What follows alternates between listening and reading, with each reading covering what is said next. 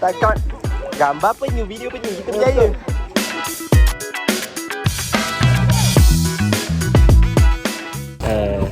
Okay, ni makanan kita orang. Kita orang punya package tu sekali dengan makan. So berbaloi lah kan, sebab nak cari makanan kat sini mahal. So Brad ambil yang package ni, dah ada makan. Makanlah kadang, nanti dah balik sana makanlah puas-puas.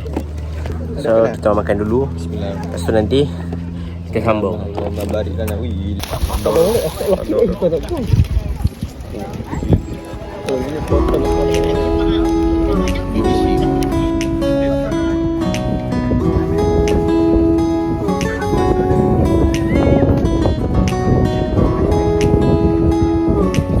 Okay, jadi dah rehat, dah makan, dah main bola tampar. Ni kita on way pergi 2 lagi checkpoint. Mana betul? Orang tengah cari pot. So sekarang waktu melawan penyu.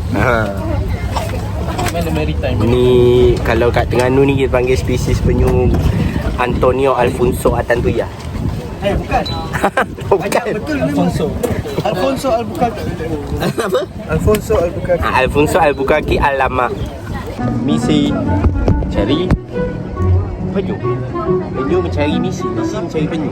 So siapa yang cari siapa? Susah kan? Misi cari penyu sebab penyu sakit. Itulah, kalau ada rezeki lah, kalau tak ada tu macam mana? Apa buat hari ni kan?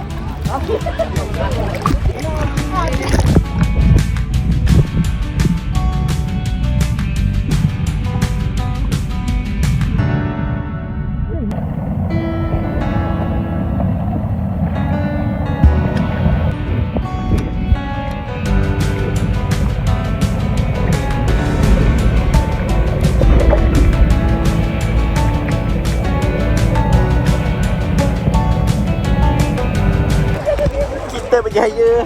Takkan gambar penyu, video penyu, kita berjaya. Kita dapat gambar penyu kat bawah. Kan senang kan nak dapat video penyu, lepas tu tengok depan-depan. Besar mat, aku ingat kecil, besar mat. Besar. Okay guys, ini checkpoint terakhir. Hari ni aktiviti dekat Pulau Redang kita buat hari ni semua terus. Sekarang ni kita ada dekat pusat Taman Laut. Ya. Pusat Taman Laut. So ni lah set point. Ni aktiviti bebas lah. Kau nak snorkeling ke, kau nak apa ke. Lepas tu dah boleh balik. Jom.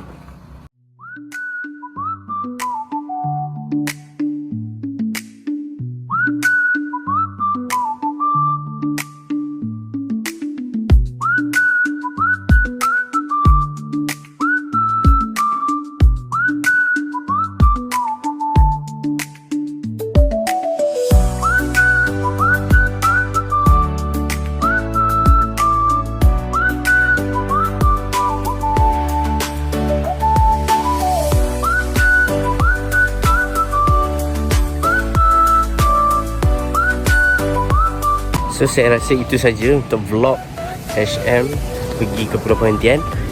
Dan kita akan berjumpa lagi di lain waktu, di next video. Subscribe, follow kami di semua platform, IG, TikTok, dan nantikan video seterusnya. Bye bye.